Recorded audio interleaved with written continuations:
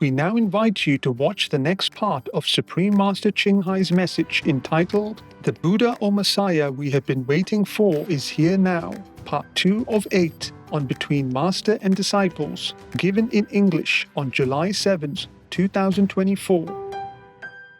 Thuở trời đất vào xuân, ta gửi tình trên cánh bướm, bay về cõi thanh thang, có người đẹp như giấc mộng. Thuở trời đất vào xuân, tình yêu. I lived near the temple.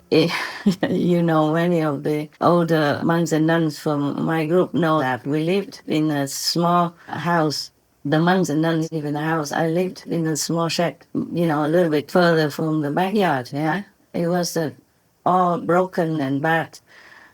So I fixed it and lived there. And the monks and the nuns lived inside the house, you know, that we rented with our meager income from selling vegetables. So sprouts and all that. Yeah, all the monks, many still alive and know that. They still are there in Taiwan. Some might have gone somewhere else, other countries, but they know all these stories because they lived there with me. And then later on, even that house was sold and we had to go out, camp anywhere and got kicked out of this place, that place. We camped on the street, you know, meaning the rejected street. Also, we lived in some ghost haunted houses, you know, where people don't live. Yeah, there were plenty of them in Taiwan before. And some of the monks and the nuns were very scared. The house we first rented, nobody lived there for long, how many years? And big, tall grass, you know, looked even similar to those of a small sugar cane, grew all over on the street. We had to cut them all in order to get in the house, yes. But we paid the rent, more or less. It was cheaper. And later, after it's all done, all good, all cleaned up, they sold it. Somebody bought it. So we had to move out and we had nowhere to go.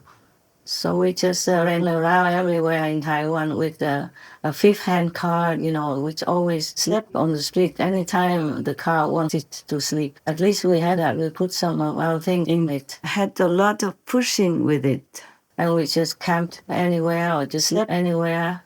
If we found somewhere that has some water, then we just camped temporarily for that day or that night. But then we got kicked out often, you know, because the owner would come and kick us out. We didn't know who the owner was. We just stay in the field for a while. But then if they saw us, they would call the police. Yeah.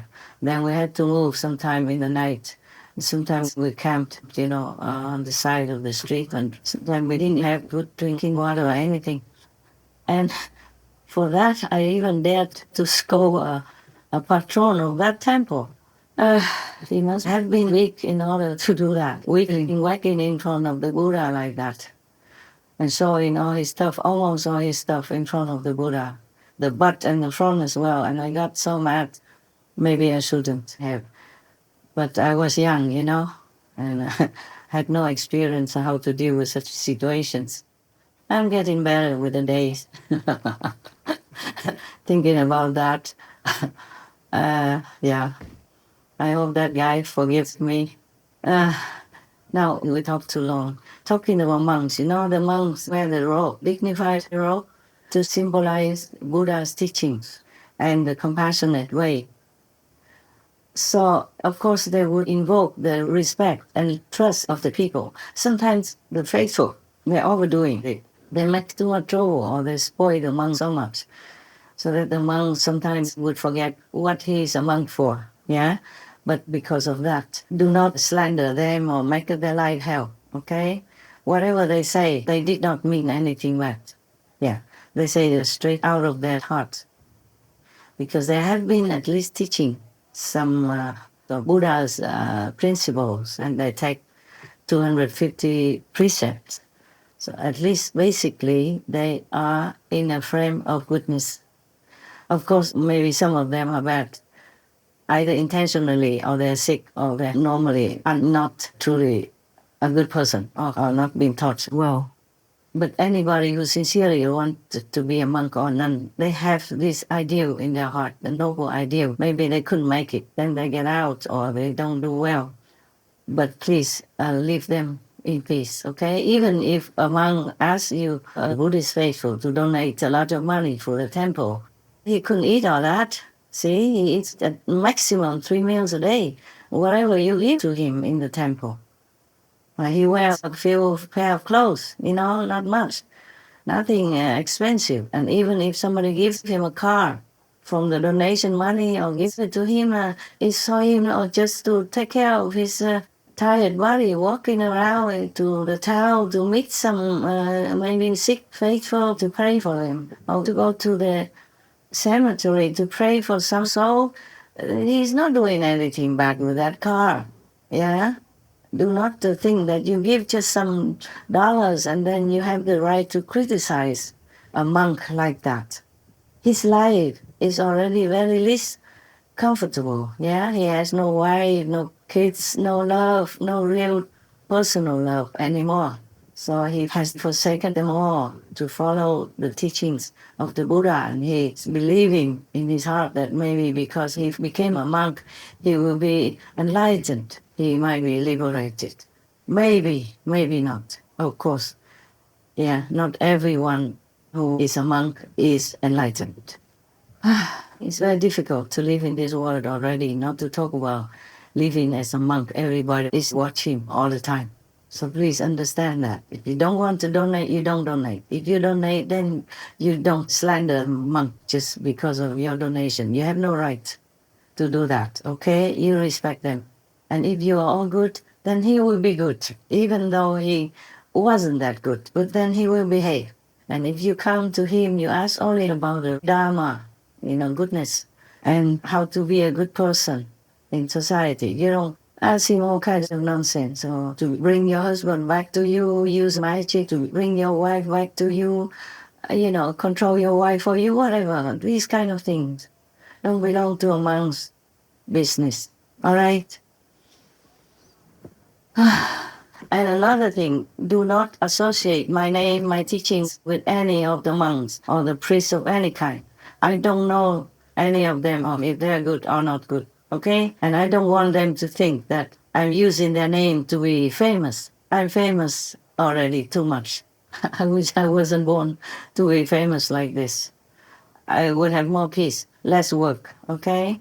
That doesn't matter. We are all born in this world. We all have to bear something that we like or do not like. But what I mean is, do not make unnecessary trouble for me, okay? Do not associate me with the best monks in the world, the most respected, the most followed, or the bad monks, or the medium monks, or any monks, any priests, or any nuns of any religion, okay? I'm outside all kinds of religious systems. I only follow the Buddhas, Lord Jesus, and many other similar masters and Buddhas. Masters means Buddhas. Until I go back to the master's house, that means Buddha's land, okay? I will go there. And you whether go there or not, it's your choice. I only show you the way. And I help you in any way I can. Physically, emotionally, mentally, and spiritually. Because sometimes people use my name to do other things that I cannot control, yeah? Even one of my ex-residents has come out, branched out, and called himself master. And not just one, I mean, maybe a couple. I don't have time to check, but I just know some because they reported to me. I couldn't care less. I just hope that they don't do bad things and harm other people because of their greed and their low level. The thing is, Buddha already warned you that if you have low ambition in your heart, all the demons, the ghosts, of the invisible domain will know it.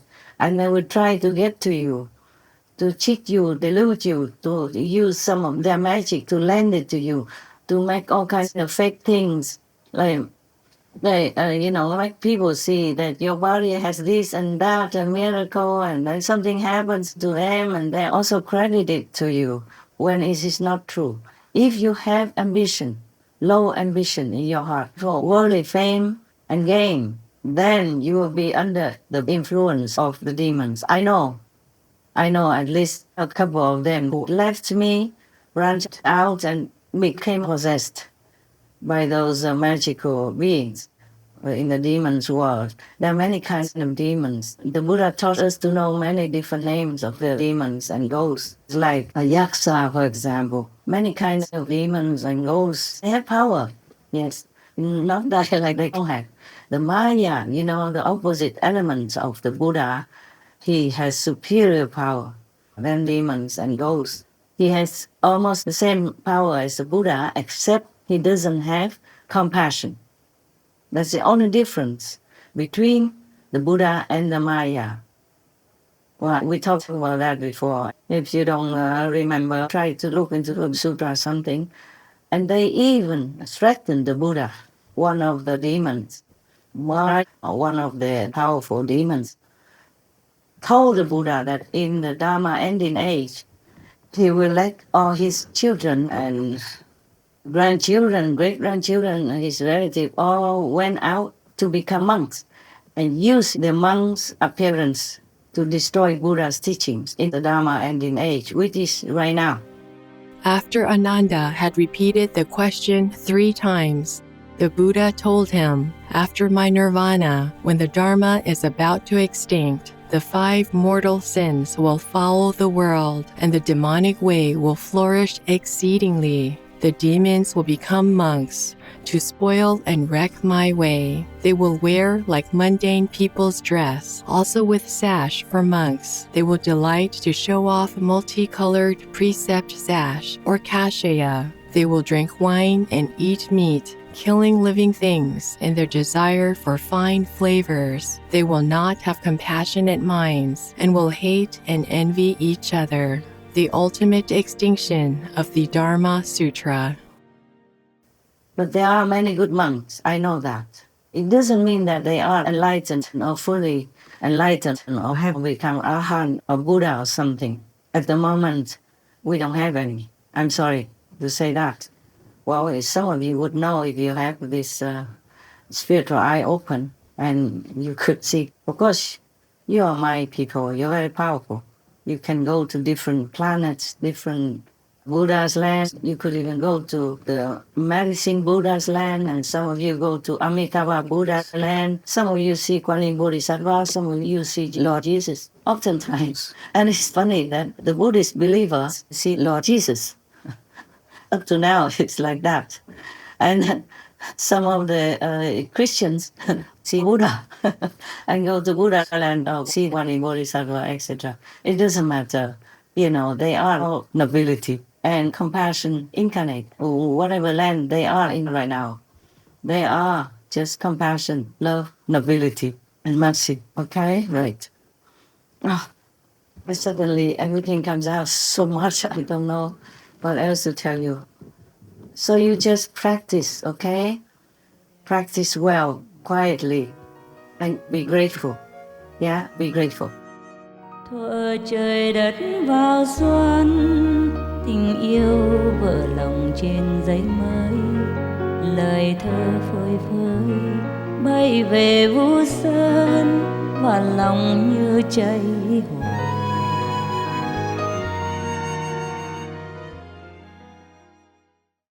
Supreme Master Ching Hai, vegan, is a world-renowned spiritual teacher, humanitarian, and artist. To learn more about her compassionate life and teachings, please visit suprememastertv.com/master.